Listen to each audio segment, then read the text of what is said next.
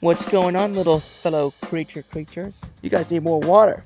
I regret to inform you all that we have a slight complication. These chickens are not growing as fast as the spring ones. They are just slower growers. I was hoping to do 2 cycles, one in October, prepared in November, and then one in November that gets prepared in December. But these chickens are taking so long, I'm gonna have to cancel that December batch. So all I have are these 86 chickens. Kind of a catastrophe. My tears are whelming in my eyeballs. Check it out. That fence, used to be across like this. Just like that, but we moved it. Put it into that corner there. Why? Well, we're gonna open this space up here for chickens, and the plan is also sheep. Have them come through like this. That's the plan. So these chicks are in a more limited space. Also, check out these rabbit pen. Rabbits are coming soon. It's gonna be great.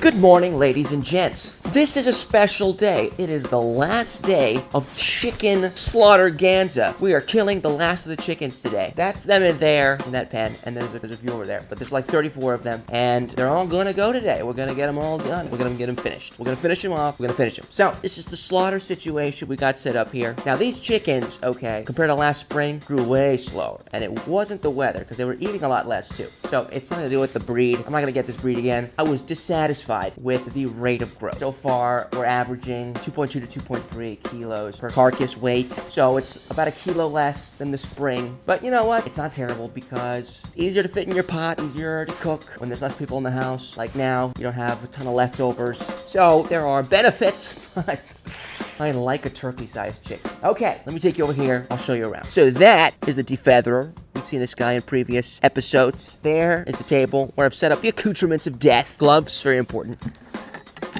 Knives. This is my knife. This is how I sharpen it. Very important to sharpen a knife. Not good to kill a chicken with a dull blade. Very unprofessional. So these water buckets, I filled these with water. That's where we're going to put the carcasses once we cut their throats and bleed them out. We're going to put them straight into here so they stay cool. Once they're boiled and defeathered, then we're going to stick them on this table and get to gutting. Put them on this table, gut them. See that little bucket? Gonna put the guts in there, and then the clean chickens are going to go into this big bucket, and then after that, they'll be taken into the kitchen and washed and prepped like that so that all of the dirt and the goo and the guts and stuff, it's all cleaned out and it's turned into the bird we want to eat. So, here are the condemned. See, not quite as fat and plump as the spring chicken, but they look good. They look healthy. They're lively. That's the other thing. They're a lot more lively than the white spring chickens. Okay, gotta get that water to boil. You can see, gotta boil it up. And yeah, that is the fundamental setup. I built this rack myself. I used a tree branch as one of the columns because I'm a genius. It wasn't my idea. And yeah, we've gotten a lot more efficient at the process. That's for sure. These are the last few chickens in here. Got a net there. It's over there. That'll help me catch them. Yeah, so these chickens are a lot more lively than the spring chickens. And one way I know that is because when we tried to catch them from here, one of the other slaughter days, they were freaking out and stampeding, and one of them got crushed to death by the others. So it was a sign to me, these chickens, they just don't have the same docility as their white counterparts. But that's okay. Look at them. See? That's a good bird. Let me prepare a couple of things, and then we'll start the bloodshed. There will be blood. I drink your milkshake. I drink it up. We're going this side. Here's how this works. You put the bird in. Now with one hand, you gotta hold the feet. Because if you don't hold the feet, it'll kick and it'll get all weird in the cone. So you gotta hold the feet until you get a firm grip on the head. And you're holding the bird just above the jawline, okay? That's where you're locking your fingers. You gotta hold on tight. Once the bird is upside down, in this case, these birds have a lot of plumage. And because the ones in the spring, the white ones, they had a lot less plumage. You don't have to pluck as much. Anyway, so once you expose the throat above the jawline, you come in here and you want to slice exactly in a line. You don't want to come down at all. You'll cut your finger, okay? So you're here. You cut. What you're looking for is that big stream. That is the artery, okay?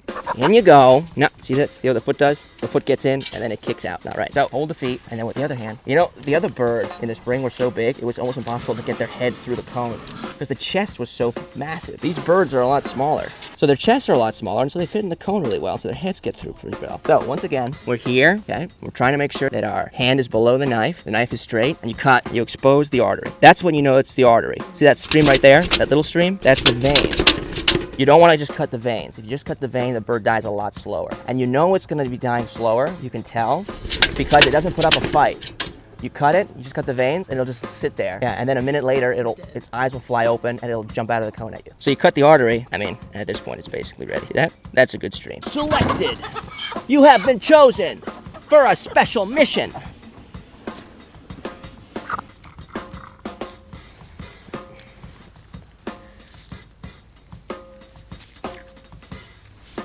This is the liver. And the liver comes with this little miscreant, which is the gallbladder. And it's full of bile. It's the bile duct for the stomach. We put the liver usually separate.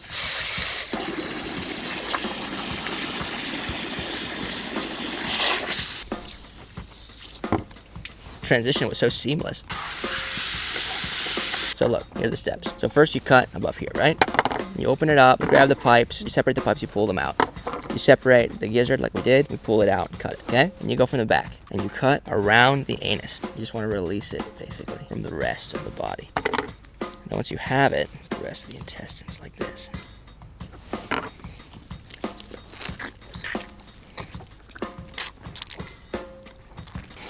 There we go.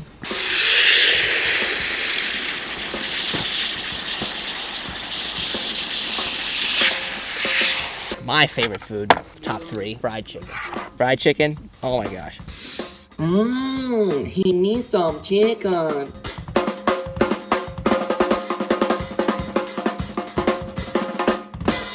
Thanks for watching. Have a good day.